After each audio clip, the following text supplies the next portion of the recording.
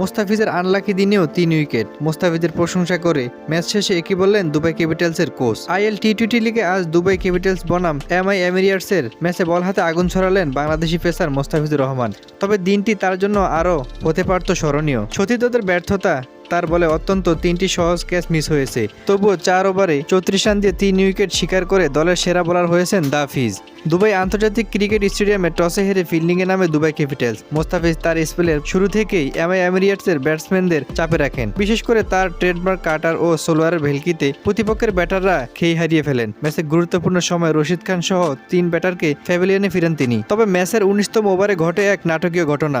মোস্তাফিজের করা সেই delivery Romario শেফার্ডের 2টি সহজ ক্যাচ ফেলেন দুবাই ক্যাপিটালসের ফিল্ডাররা। এর আগে আরও 2টি ক্যাচ হাতছাড়া করেন তারা। ফিল্ডারদের এমন পিচ্ছিল হাত না থাকলে মোস্তাফিজের উইকেট ঝুলিতে আরো ভারী উঠতে পারত। ম্যাচ শেষে দুবাই ক্যাপিটালসের কোচ হেমাং বাদানি ফিল্ডিং নিয়ে কিছুটা হতাশ হলেও মোস্তাফিজের প্রশংসায় পঞ্চমুখ ছিলেন। মোস্তাফিজের পারফরমেন্সের মূল্যায়ন করতে গিয়ে তিনি বলেন, আজ মোস্তাফিজ দুর্দান্ত বল করেছে। তার ভেরিয়েশন এবং ডেথ ওভারের বোলিং ছিল এক কথায় অসাধারণ। দুর্ভাগ্যবশত আমরা তার বলে 3টি সুযোগ হাতছাড়া করেছি, যা মোমেন্টাম কিছুটা নষ্ট হয়েছে। তবে সে যেভাবে মাথা ঠান্ডা রেখে বল করে গেছে এবং আমাদের ব্রেক থ্রু এনে দিয়েছে তা সত্যি প্রশংসনীয়। সে আমাদের দলের অন্যতম সেরা অস্ত্র।